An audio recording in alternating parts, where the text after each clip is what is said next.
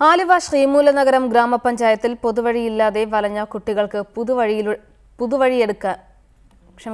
പുതുവഴിയൊരുക്കാൻ മുൻകൈയെടുത്ത സംസ്ഥാന ബാലാവകാശ കമ്മീഷൻ. കഴിഞ്ഞ ശിശുദിനത്തിൽ റിപ്പോർട്ടർ ടിവിയാണ് ശ്രീമൂലനഗരത്തിലെ കുട്ടികളുടെ യാത്രാ ദുരിതം പുറം ലോകത്തെ അറിയിച്ചത്. വാർത്തയറിഞ്ഞ ബാലാവകാശ കമ്മീഷൻ ബന്ധപ്പെട്ട റവന്യൂ ഉദ്യോഗസ്ഥരോട് റിപ്പോർട്ട് തേടി.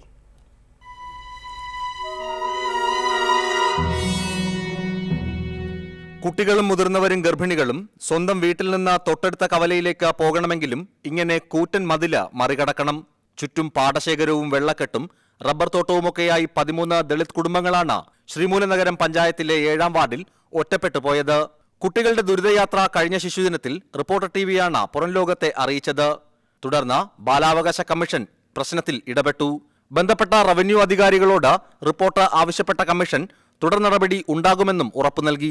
കമ്മീഷൻ സ്വമേധയാ കേസ് എടുത്തിട്ടുണ്ട്. ആ കേസ് DD അങ്ങനെയുള്ള ഒരു റിപ്പോർട്ട് വന്നു. അപ്പൊ അതിനകത്ത് നമുക്ക് മനസ്സിലായത് ഒരു ചെറിയൊരു എന്തോ ഒരു സ്ഥലവുമായി ബന്ധപ്പെട്ട ഒരു ഇതുണ്ടെന്ന് തോന്നുന്നു. അപ്പൊ അതിന്റെ യഥാർത്ഥ വസ്തുത അറിയാനായിട്ട് കളക്ടറോടും RDയോടും നമ്മൾ റിപ്പോർട്ട് ചോദിച്ചിട്ടുണ്ട്.